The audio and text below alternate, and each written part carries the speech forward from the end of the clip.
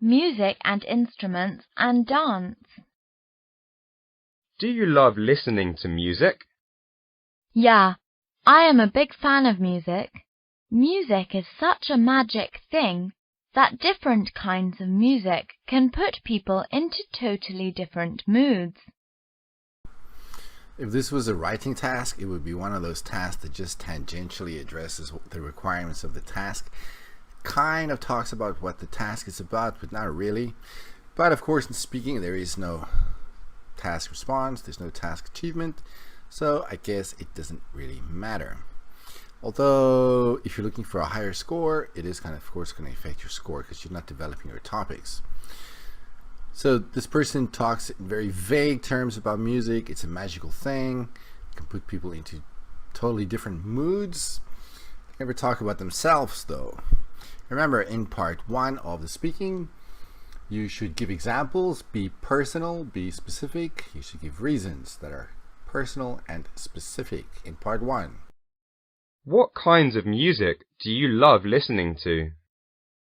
I love so many kinds of music, such as R&B, soul, new age, reggae, and blues. Among all these kinds of music, I love soul music most.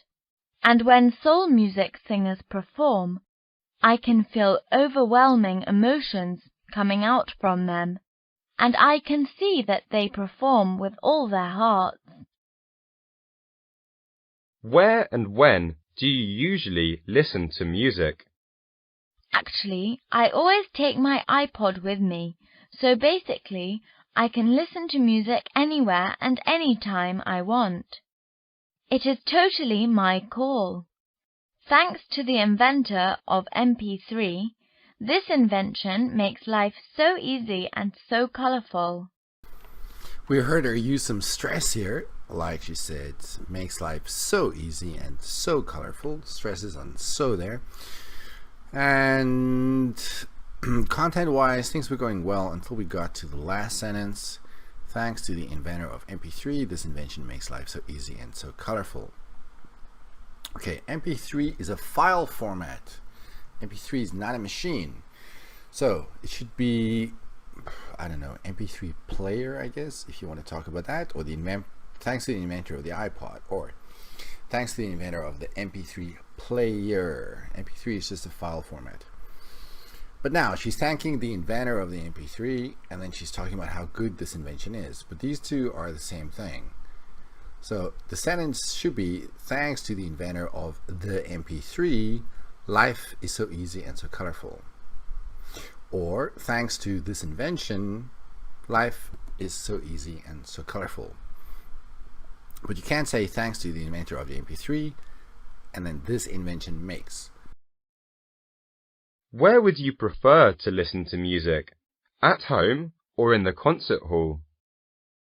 I prefer to listen to music in the concert hall because I can get the incomparable audio and visual enjoyment. It is something that listening to music at home can never hold a candle to. The atmosphere is overwhelmingly amazing. Okay, so here it should just be a concert hall, not the concert hall, because we're just talking about concert halls in general. And then the pronunciation of this word is incomparable, not incomparable, even though the spelling doesn't look like that. English is weird like that.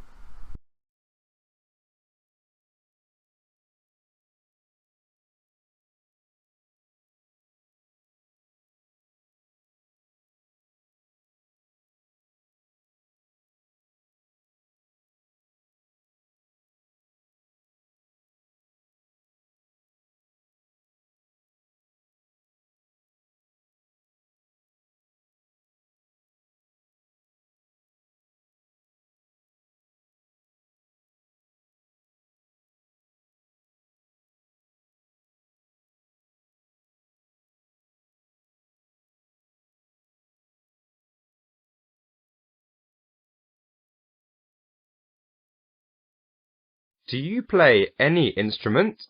And what is it? Actually, I'm not a big fan of instruments. I enjoy listening to music, but performing music is definitely not my strong suit. and I vaguely remember that I did learn to play the piano for a couple of months when I was quite young, but I ended up quitting. I think this whole hobby thing requires a lot of talent. About a hi-fi as in a machine, as in a stereo, then it just sounds like we're talking about sound quality. Hi-fi stands for high fidelity. I'm not sure if that's what they're talking about here in the question. Anyway, the woman should have said, I prefer MP3 players to hi-fis, pluralizing that to show that we're talking about the machines, as they're sometimes also known as stereos. And then here, the biggest feature, blah blah blah, is portable and compact.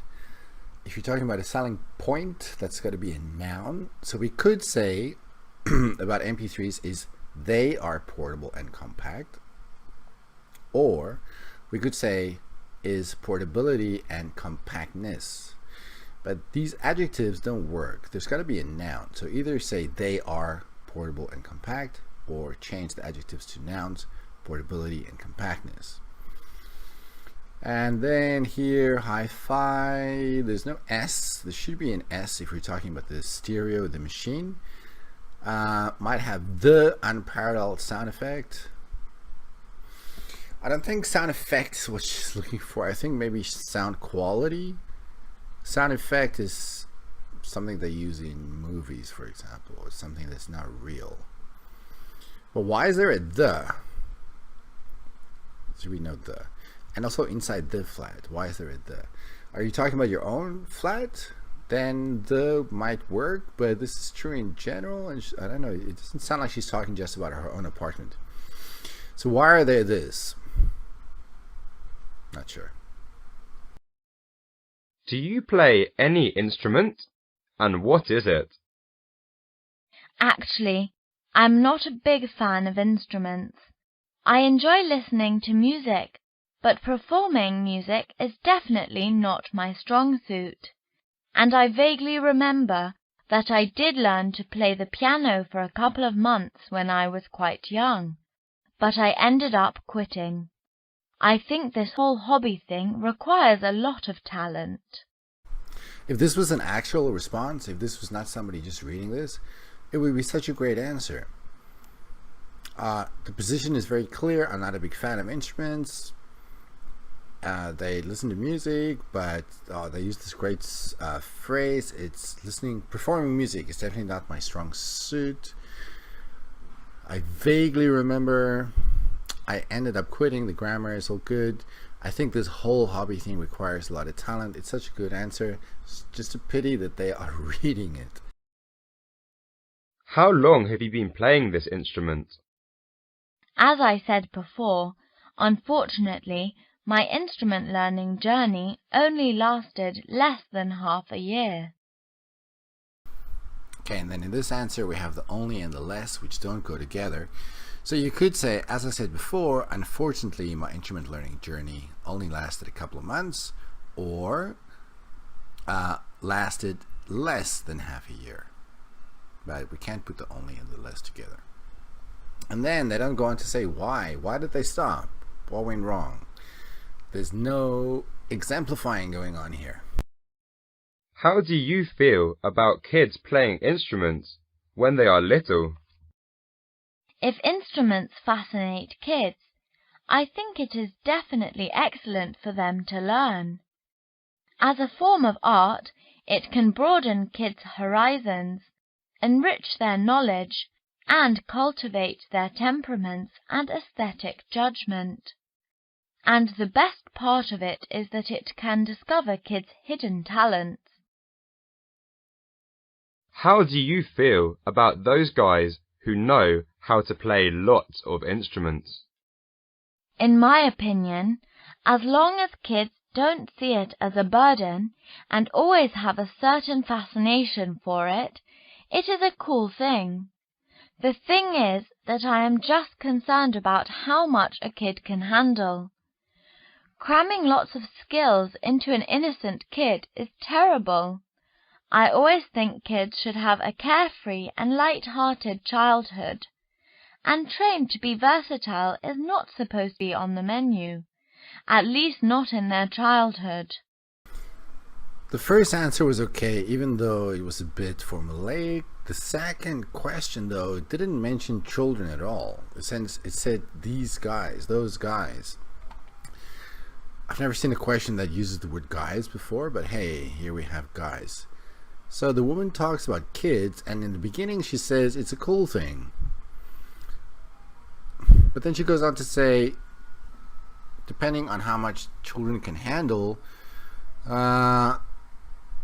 cramming lots of skills into an innocent kid is terrible. So is it a cool thing or is it terrible? I know there's the sentence here.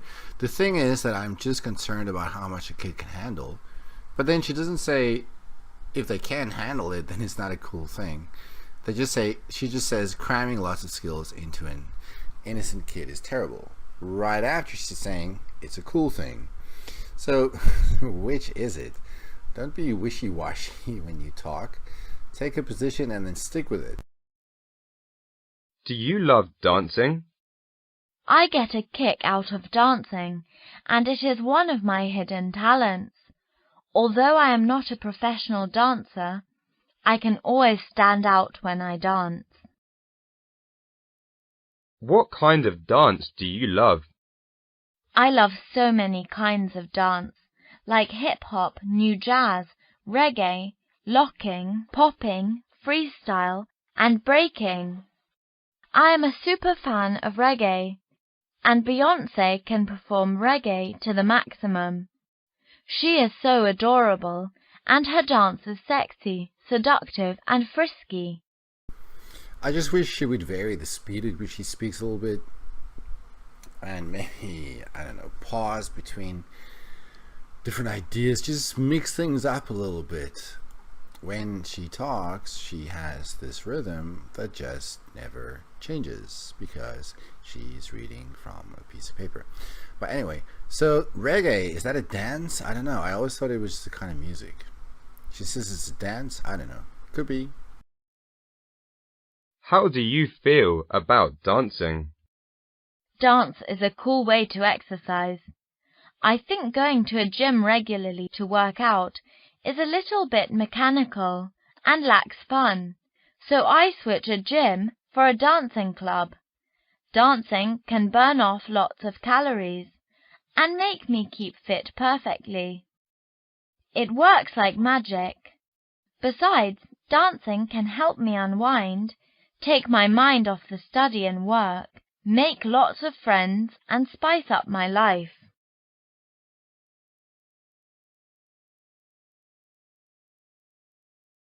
What kinds of dance are popular in China? It varies. It mostly depends on which age we are talking about here. If it is for the elderly people, they love to dance Yangkou, which is a traditional folk dance in China. If it is for the middle-aged people, they fancy waltz, tango, cha-cha, samba, or rumba. And if it is for the young guys, they love salsa, belly dance, hip-hop, or breaking. It is definitely their thing. How to perform a dance well? As to how to dance, I don't think there is any particular trick in it. The golden rule number 1 is to remember the steps accurately. Dance to the rhythm and dance with the feeling. On the top of it, I think getting the groove on is all it matters. Problems start in the question here. The question is how to perform a dance well. How to is not used to make questions. Like, I don't know if you can remember when you learned how to ask the question, how do you spell pencil or whatever? The question is not how to spell pencil. The question is how do you? So the question here is not how to perform a dance well. It could be how are dances performed well, or how do you perform a dance well, but not how to. How to is not used to ask questions. And then when we look at the answer, I put the whole thing under coherence because it's a little bit difficult to follow. In the beginning, she says there's no trick to it.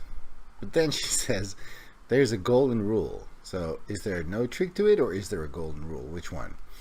And in this phrase, the golden rule, rule number one, you have to choose one. It's either the golden rule or it's rule number one.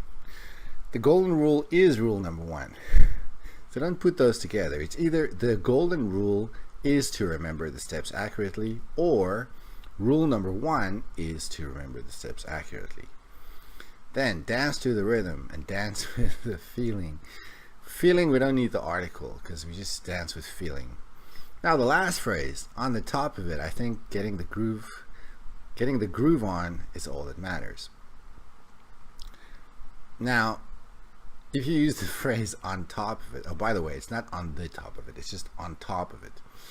If you use the phrase on top of it, what you want to do with this phrase is to magnify the importance of something. For example, this camera has a great lens, it has a very sturdily built body, and on top of it, it comes at a great price. So it means like in addition to. But in this phrase, they're saying the only thing you need to care about is getting the groove on. So here, using on top of it doesn't make any sense because you just said nothing else is needed. So why use this phrase that means additionally?